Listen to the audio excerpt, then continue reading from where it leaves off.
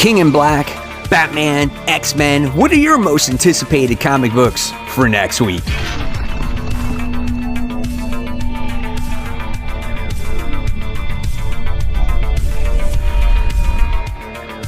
Hey, all my webheads out there, welcome back to Comic Book Corner 2.0. And fans, I am your host, Mike Spider Slayer, always helping you make decisions on what comic books to buy. And today, guys, this is the top 10 most anticipated comic books for December 16th, 2020. That's right, fans. It's never too early to start that pull list for next week. And hopefully, again, this helps you make decisions on what comic books to buy. So, guys, at any time during this video or exactly, just wait until after this video. If you want to support Comic Book Corner 2.0, all you got to do is go onto my home screen, hit that join button, you become a member, you help support the channel, and it takes the channel a long way. And of course, guys, thank you for all of you for taking the time for watching the channel, commenting, subscribing, and all that great stuff. So let's get started with this week's top 10 most anticipated. Remember, this is for books for December 16th, 2020.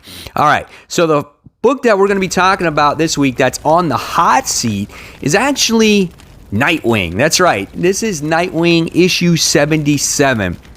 I read issue 76, and I wasn't a fan of it. Like, we get to see the return of Dick Grayson, and he gets to kind of get revenge on KG Beast, and he's kind of, I guess, broken up with his girlfriend. Like, he had to break up with Bea, and he doesn't want everybody to get close to him. Kind of sounds like, Peter Parker, great power, great responsibility type of deal, where it's just like, oh, I can't allow anyone to get close to me because everyone gets hurt. And that's what it sounds like in this next issue. Like, and it has to do with like Christmas. So it's like very depressing for Dick Grayson to have Christmas time because he can't be close to the people that he loves. I don't know if I want that, So I'm actually going to, take another look at Nightwing, see what it's about, and if it's going to be this depressing story about our character, I might not read it going forward. And does it really matter at this point anyway? Because, we got Future State coming out and DC changing a whole bunch of stuff in March, so we'll see what happens. It's 32 pages and it's $4. All right. So officially kicking off the countdown with number 10, we have New Mutants. That's right, guys. This is issue 14. I'm jumping back on board when it comes to New Mutants. After the Ten of Swords event has happened, things have changed now for all our heroes. And I want to see if some of these X titles become good again, because I dropped off a lot of them during the dawn of X, right? So I think I wasn't reading New Mutants. I stopped reading Excalibur. Like, I stopped reading a lot of them. And New Mutants, I'm jumping on board. It looks like it's getting a new creative team as well. And I just want to see the aftermath of Ten of Swords. Now, 28 pages. This is $4. So speaking of X books, number 9 on the list goes to X-Force issue 15. Now, this is written by Benjamin Percy, and this is a book that I actually have been reading the entire time since the start, and a lot of it had to do with Domino and Colossus. Like, they had to deal with the major part of this story, and now it looks like we have Omega Red, who was captured on Krakoa, and it looks like now I don't know if he has to face a punishment or what not. So it'll be interesting to see what they do with Omega Red. Not much of a description here, but again, this is all dealing with the aftermath of the Ten of Swords. So I'm curious how these books pick up on these story threads on where they last left off before Ten of Swords actually happened. So again, 28 pages, $4. All right, moving on to number 8. We have an independent book written by Jason Howard that I've been loving. This is Big Girls, issue 5. A really awesome story about boys that contract this disease. They become grotesque, huge, and ugly. It's like a Godzilla type of book or something. And then we get the girls that get this disease as well, but they fight these boys. But at the end of a couple issues ago, we found out that these boys are not actually just monsters. They still have a soul. They still think. They still talk, and they've been killing them. And we find out that a husband and a wife are at war with each other because they have different idealistics on, their thoughts on these beasts, right? And the girls and the boys.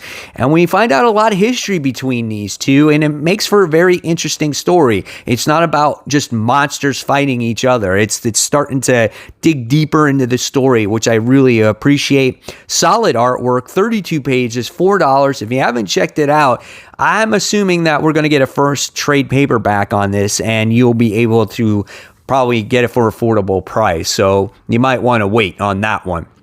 All right, next, coming in at number 7, we have Iron Man issue 4.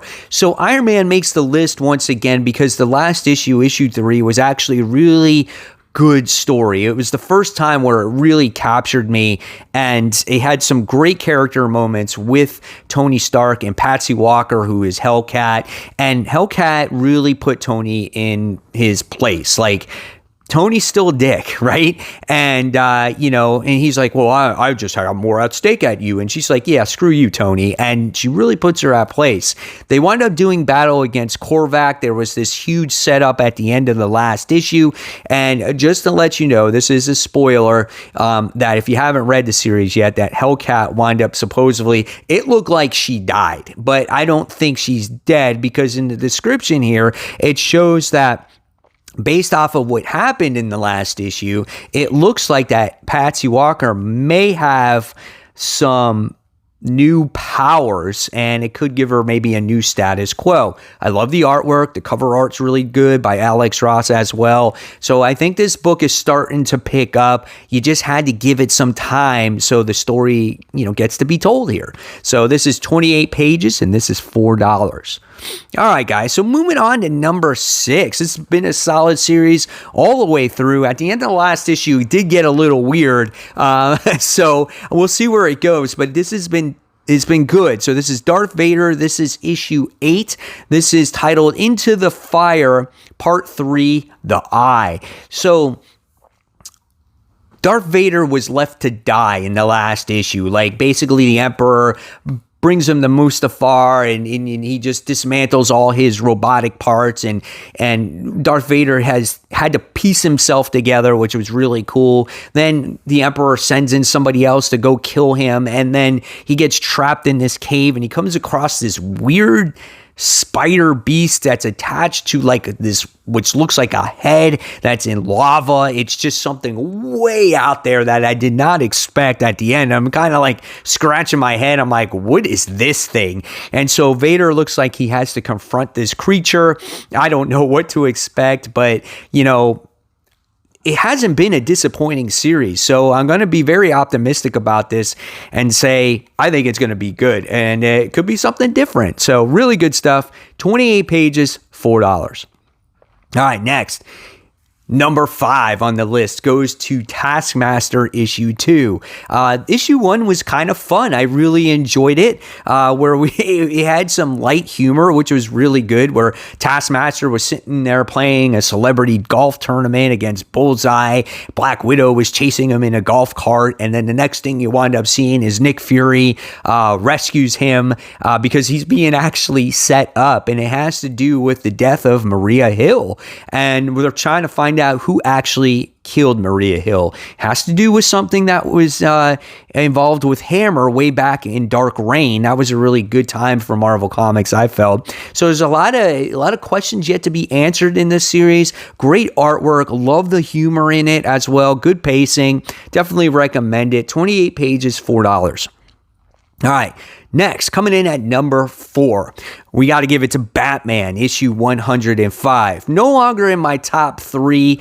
It's been good, but it hasn't been great, right? Not as good as Joker War. We're still dealing with like Clown Hunter, Ghostmaker, and we're getting to see like the backstory of these characters. And I just feel like we're dealing almost too much with like Ghostmaker and whatnot. So I don't know, but it's called Ghost Stories Part 4, and Batman battles Ghostmaker in a no holds barred bloody conclusion to this epic tale, and the winner takes Gotham City.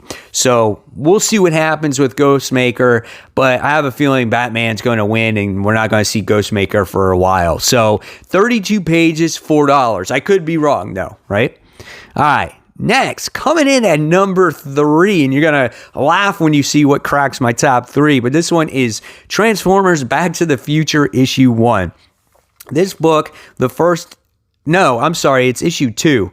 The first issue really did a lot of fan service. It made you feel like you were watching like another movie of Back to the Future. Get to see the DeLorean. You wind up getting to see Transformers. The dialogue was all there. It just felt like you really, again, watching the movie. We got Biff in there, and they wind up going into a future where the Decepticons are in charge, right? Great stuff. Can't wait to see how they get themselves out of this pickle. Pretty artwork, nice and colorful as well. Great facial expressions in the book. This one is 32 pages, and this one is $4.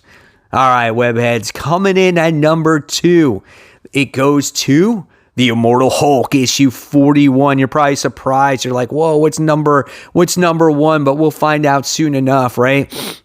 So we have the Immortal Hulk who winds up getting ejected from, I forgot where he was. He winds up falling into the river, and he comes face to face with the Thing at the end of the last issue. And he's all messed up. I remember he's just like all melted and bloodied or whatever it is. And now it looks like the Thing and the Immortal Hulk got to do battle once again, because the Immortal Hulk is obviously under arrest for what he did, that explosion that happened that killed a bunch of people, and they're going to fight it out with each other. So it looks like it's going to be a nonstop action brawl when it comes to these two characters. So looking forward to it. Love the Immortal Hulk. We're getting closer and closer to the end of this series. When it's over, I'm going to miss it. So curious to see the direction they're going to go with Immortal Hulk when this series comes to a close. So again, 28 pages, $4.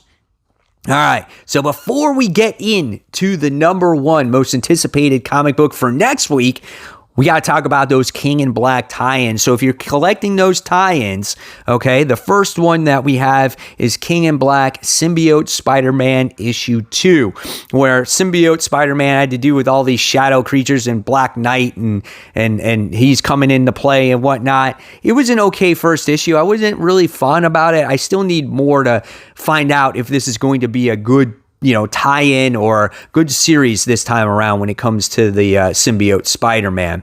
All right, the next one we have is Immortal Hulk, King in Black. So this one, it could be an interesting story as he has to go against Null or whatnot. So that could be a lot of fun. That's 36 pages, and that's a $5 book. And then the last King in Black tie-in we have is King in Black, Black Cat, issue 1. So, and it has a legacy numbering mentioned in the description as it's number 13. So will they carry forward when King in Black is over? So this will be interesting to see what Felicia has to steal in order to have, make it a pivotal possible win for our heroes against Null. Maybe it's his sword. Maybe she has to steal the sword, right? I don't know. So 32 pages, $4 for that book. So there's all your King in Black tie-ins. If you're not buying them, that's okay. You could follow it here, right here on my channel, as each and every week I'm giving you all King in Black, whether it's tie-ins, main event, wherever the case may be, I'm covering it, and you can at least follow the story there in case you can't afford all those books. All right, so what is my number 1 most anticipated comic book for next week? Well, that one goes to Stillwater, issue 4, written by Chip Zdarsky, another masterpiece by this writer. This is such a great book when it comes to this story. We get to see our main character who is just been thrusted into this town where he can stay alive, right? He can't die. He gets shot, can't die. He never ages. But he feels like he's being held against his will, because if he escapes, they're going to kill him. And he kind of wants out of here. So he figures, okay, well, what am I going to do? I'm going to follow their rules, play by their game, and I'm going to escape when they least expect it. So I feel like it kind of reminds me of the Shawshank Redemption, right? Where the guy is he's going to do his time in jail, and he slowly digs a tunnel out of the place, and then he, escapes eventually. Kind of reminds me of that. A little bit of the Shawshank Redemption, but except you're in a town where you can't die. Really great artwork as well. Wonderful story. If you haven't checked it out yet, see if the shops still have it. If not, you'll have to wait until a trade. This is issue 4. This is $4. Don't pass it up. I think it's great. So guys, there you have it. There are my top 10 most anticipated comics for next week. Hopefully you guys enjoyed this video. Remember, always give it a thumbs up, subscribe to the channel. Don't forget to hit that bell. And until next time, I'll leave you more content right here to check out. And this is Mike Spider Slayer signing off. I'll see you guys on that next video. Thanks for watching, everyone. Take care. Bye.